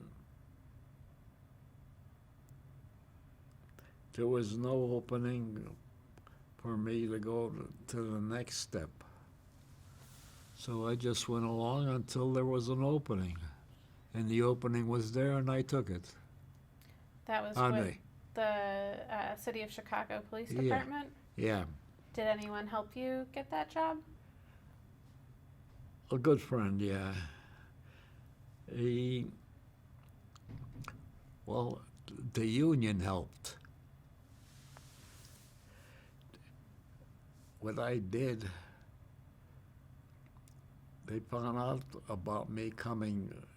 I'm going to transfer to the police department. And, oh yeah, you're out of the union. You got a friend of yours that is a member union, will want to get an employee with you. So I had somebody that came with machinists. So the union picked up me and a worker instead of just me. The union wanted another worker. So we got 2 workers, me and the other one. So we stuck with the union. As long as I became a union member instead of the outdoor partner. The outdoor political party. You know, at that particular time, that's was one. Somebody says, "Hey, we want to change it, and we're going to do this and that." Not all the time, but certain individuals. Somebody had a job opening for me, so they threw that hat, and I got the job. Then I stuck with it. As long as I had it, I was doing it. I was doing my job. They were happy. As long as you could do something different on a job that you're going to get, you could do it. And he says, okay, he stays. And I was lucky. I stayed. And I finished the job.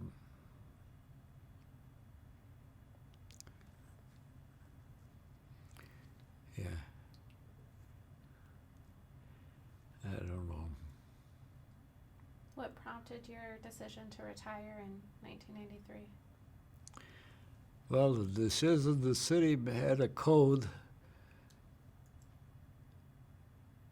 for you to go to listen to the whole seminar for a couple of days to find out why, if you retire now, what's going to happen.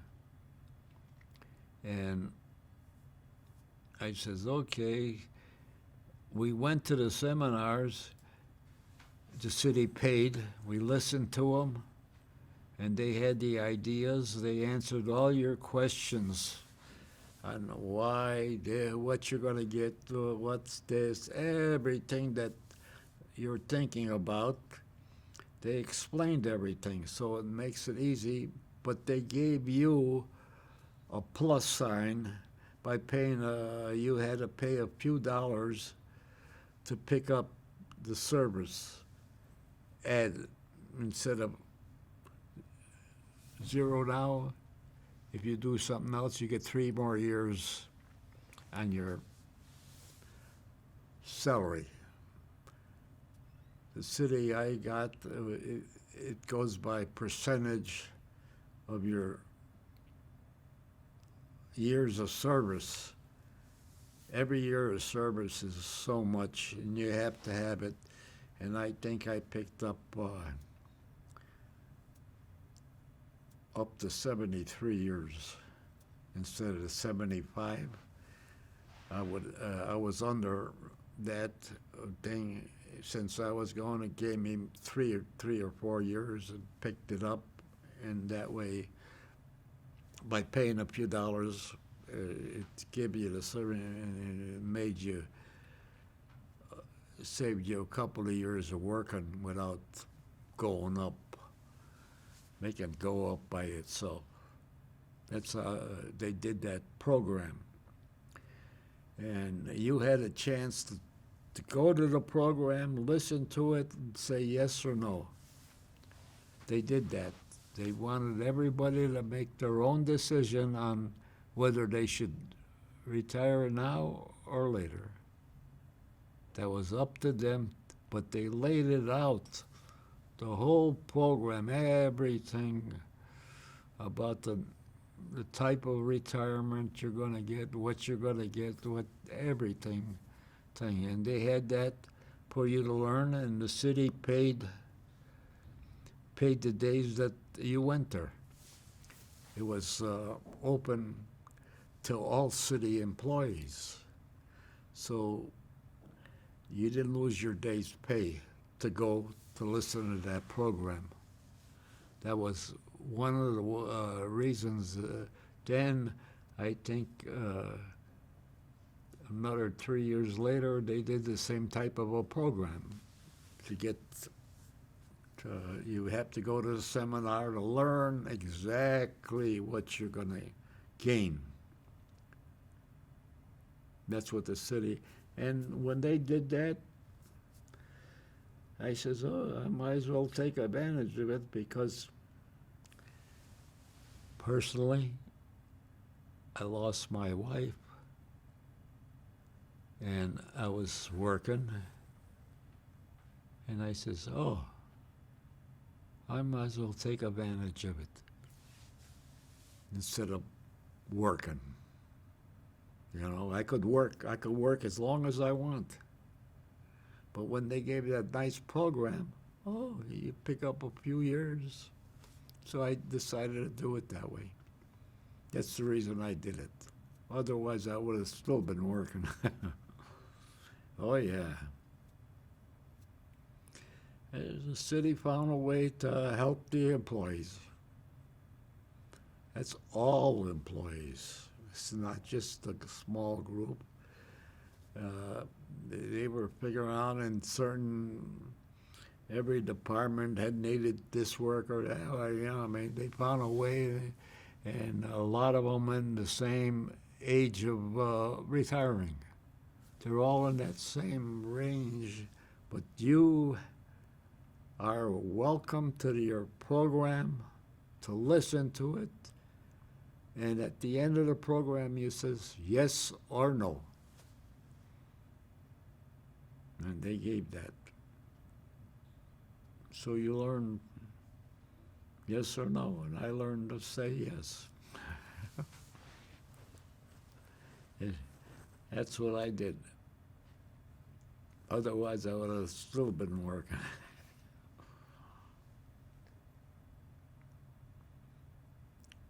Was it hard adjusting to retirement? Pardon? Was it hard to adjust to being retired? Learning experience, that's all. Because I had so much outside activities, I didn't have to work. You know, with the American Legion, I had that, and the community thing, and the fraternal organizations. I had activities to do for so many other organizations, and both ways. You know, so it made me do more work for the other organizations that I had. Gave me a thing. Because I was very active as a veteran with the children and youth. It gave me more work with the children and youth program and the fraternal organization.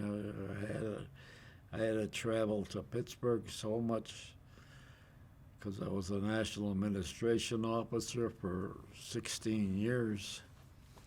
So it made me easy to make it easy like that, you know. And it gave me a good opportunity to do a better job on all the other activities that I was doing. That's one of the reasons I decided. Otherwise, I would have sat there and worked.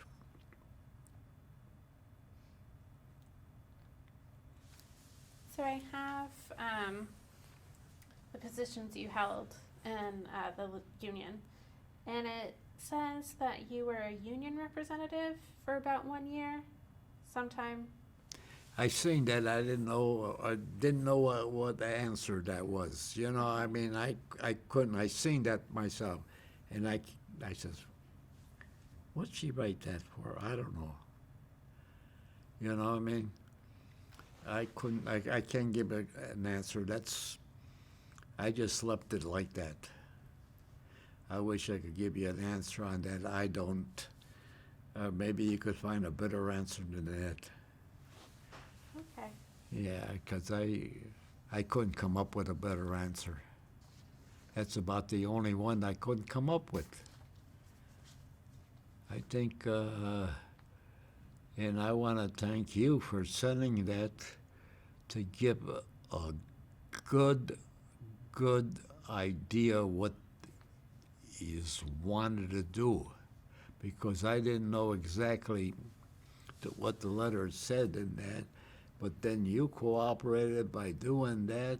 Then my daughter, she's a Merrill Lynch teacher, and we talk, you know, and we trying to come up with good answers. So she did help.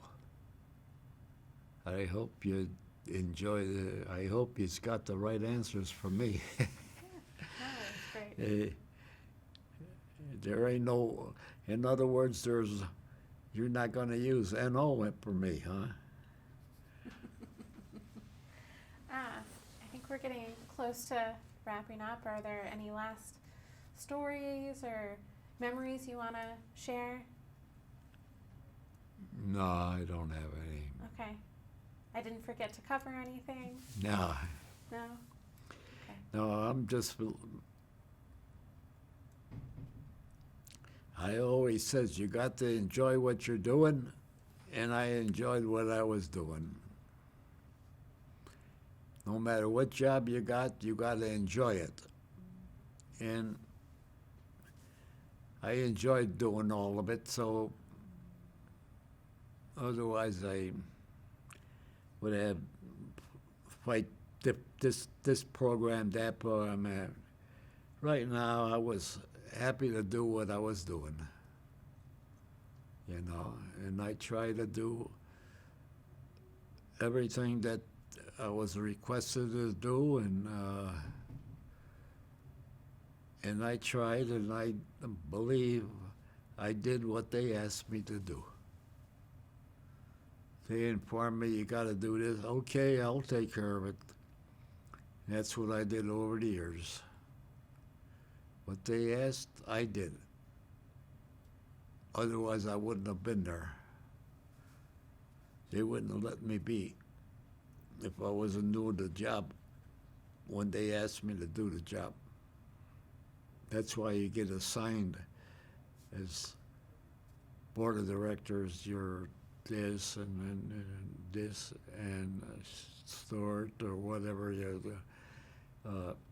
You're doing the job, they let you do it because they needed you, and you did it. And that's what I did. I was doing the work, and they were happy for me to make me happy to do the work for them. Over the years, I think it just shows what your program is establishing to wake up the people like me.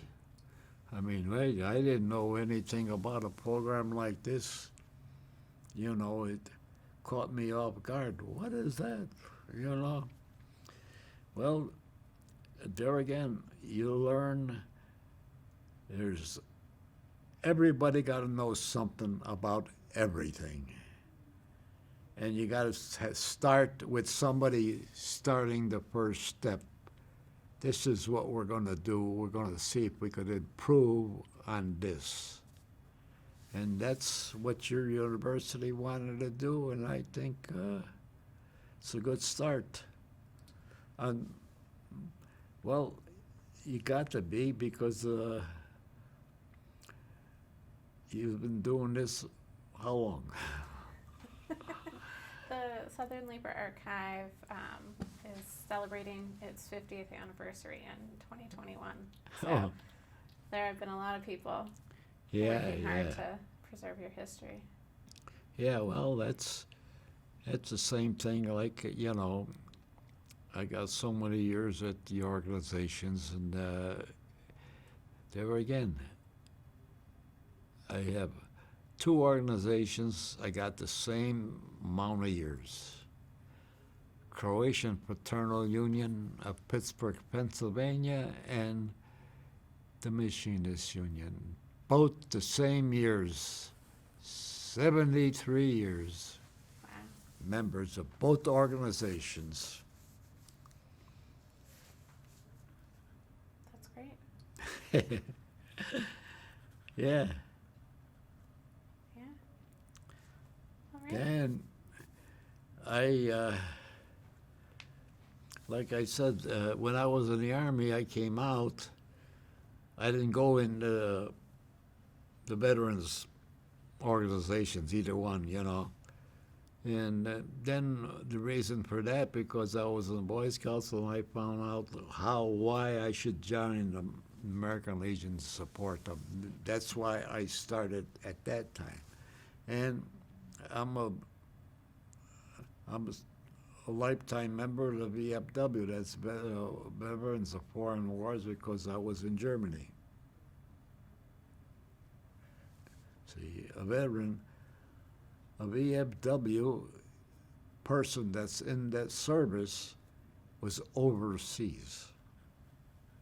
American Legion doesn't require either way, but a VFW is Veterans of Foreign Wars. So you know if your friends are, he was outside the United States. That's the big difference in the two military services, American Legion, VFW, and that's it. And that's the same thing with the Knights of Columbus. That's Catholic organization, and there's others, the Moose and that. There's so many other organizations that you could go and people enjoy doing. Some do and some don't. And everybody needs a member. If you have members, you got to have the members help you work. And if you haven't got the workers, you can't do the job. That's number one. And like I say, the new technology today is unbelievable.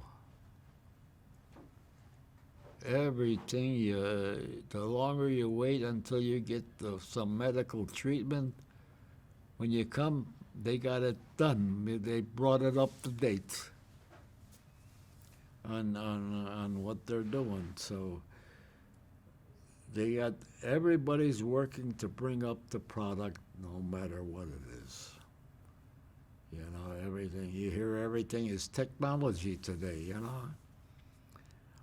They want you to get on the computer all the time and sign up for this and sign up for that. Oh, I said when I started retiring, I said, I'm going to buy a toy. And I bought the computer. And still a toy to me because I don't know nothing about that. It's so hard. I don't mean what the lettering is. Every lettering is. I just do it slowly. Nothing. That's why I'm very lucky to have good help when I needed work.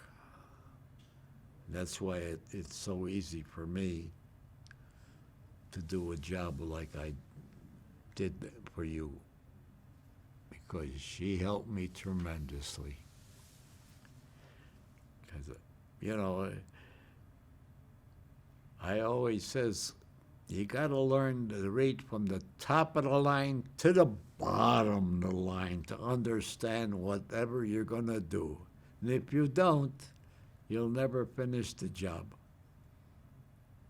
You got to start from the top to the bottom, and that will you can finish your job. And that's why I always say, oh, I forgot to read to the bottom line.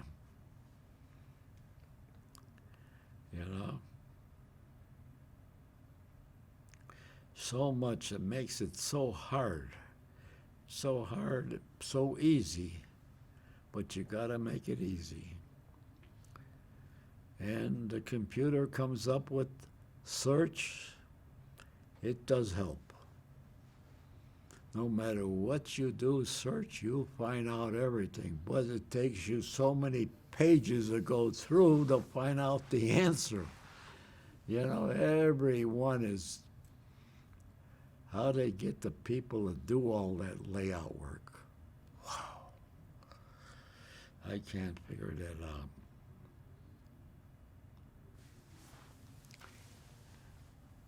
Many years ago when I first started, I was at a senior class, and the person says, here's what I want you to do. Put your name in the computer. Everybody, there was 12 in the class. What are you talking about?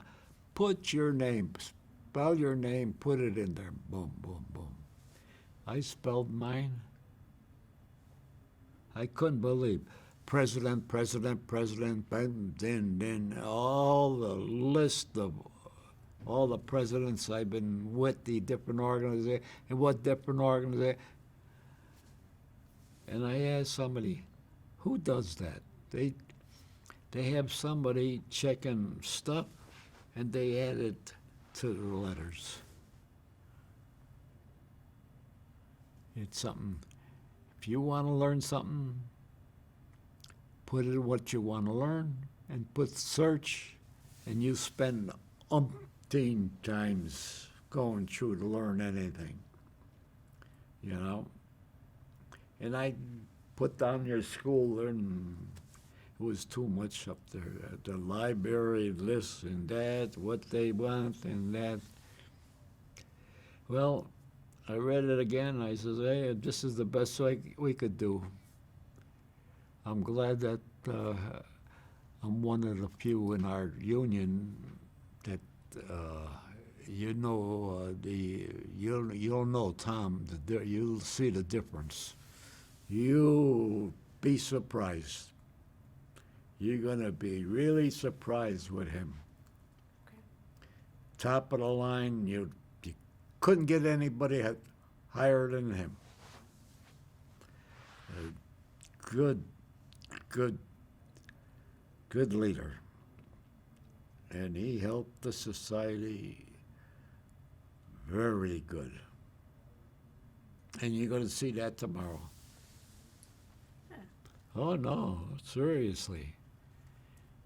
I mean, that's why they selected a few members, and I'm one of them, you know, and he's the other one. And like I say, I'm very lucky to be here, period. Well, we're very glad you agreed to participate. Well, you know, the thing that listed in there, what I am, how old I am.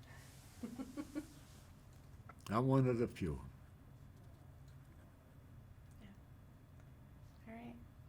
Well, thank you so much for Thank- speaking with me today. And Hey, think I we're learned another lesson, and I had help, and that's what we wanted to do, is help you give your answers, and she helped me tremendously, and that's what I did it for. it was great. Otherwise, I wouldn't be here. You know. So I hope you could finish your job. Well, what do you got? Another day or two? Yeah. How many tomorrow are you going to interview? 2. Just 2? Yeah. Well, I know you're going to have a good one, one of the best ones. I don't know the other one, you know. So it makes your job easier. Yeah.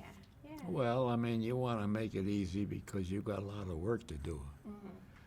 Because it's a long way down the road, and you're establishing something that's going to be historical.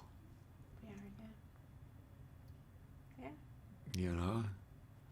So I appreciate your help, and I hope I wish you the best. Thank you. Yeah. Yeah, you know, I mean, that's, thanks. Okay. Okay, That's Thank great. you.